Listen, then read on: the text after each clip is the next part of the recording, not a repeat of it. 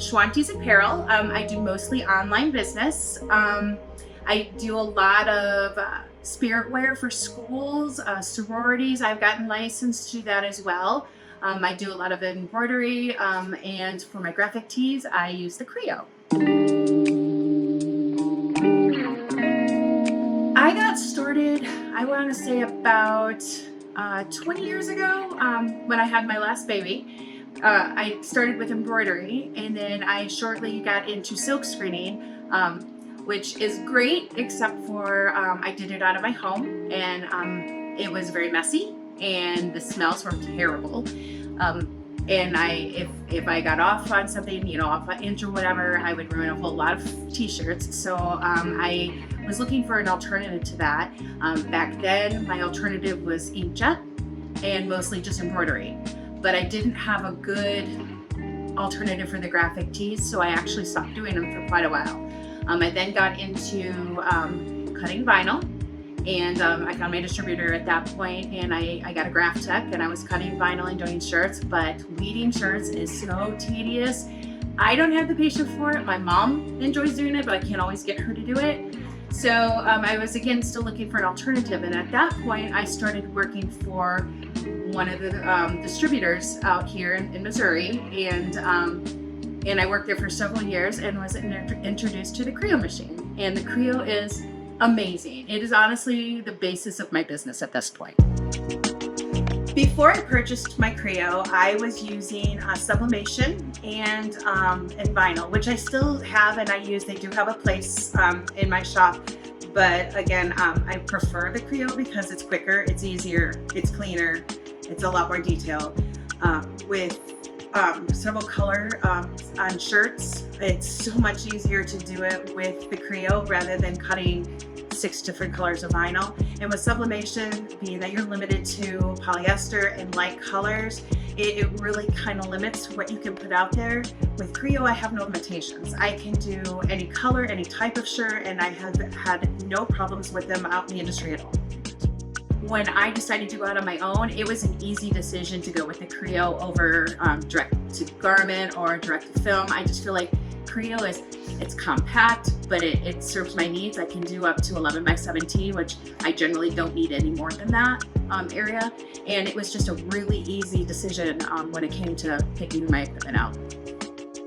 When I was setting up my machine, again, I did have the benefit of working for the distributor, so I had a lot of in-house training, but being part of that ground floor and seeing, you know, the information and the resources that they were putting out for Crio, I definitely jumped in on that as well and took advantage of some of those sources. The My Crio is amazing. You know, you can ask questions. It's got a lot of facts on there, and you can just go from there. I mean, it's really a business in a box, basically. You can just open up the box, tap into your resources, and go. The Crio printer is a big part of my business. I don't think I would actually have a business without the Crios, so obviously, you know, I'm going to take care of it, I'm going to promote it, and I'm going to keep using it until I can't anymore.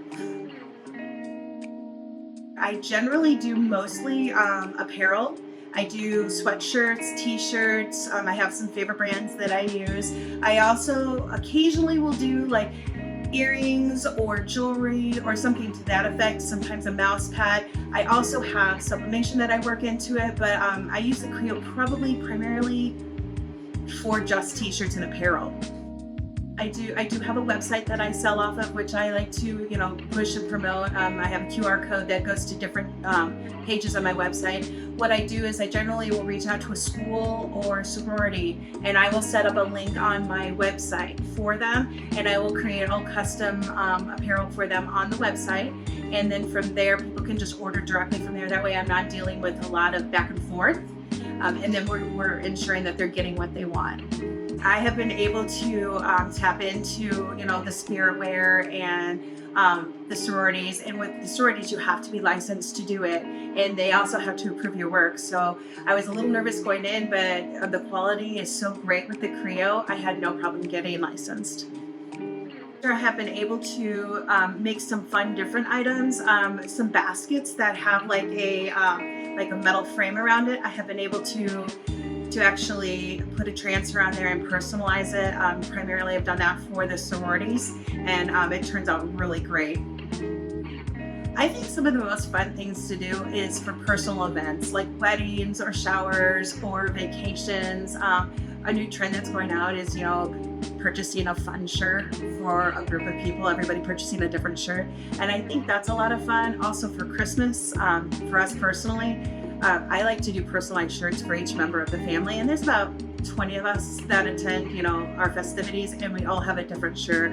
For instance, last year we all had different Grinch shirts, and I think that was a lot of fun to do. So I do large orders with the Crio, and I know that it's in the industry, people say you can't do the large orders. It's kind of pushed on to the silk screening, but I have found no problem doing these large orders. I do a lot of spiritwear orders where, I'm getting 100 to 300 shirts, and I can knock them out in just a couple of days. I try to gang up on the sheet as much as possible so I can use every inch of the paper, and I can just knock those out no problem. When I have a large order to do with my Crio, what I generally do is I'll print all the transfers at one time, and then I will set it up to start marrying them. And while they're marrying, because they do take 120 seconds per transfer, I will do other things at the same time. There have been some instances where I've had a lot of transfers to do, and I will actually do 2 transfers at a time, and I just add a few seconds onto it, and I have found that that works very well as well.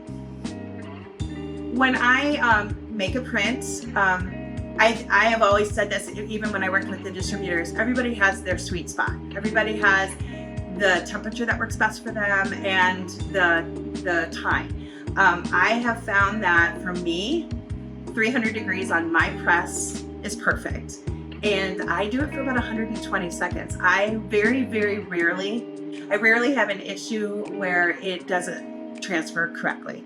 Every now and then you do, but I watch my humidity, and practice makes perfect.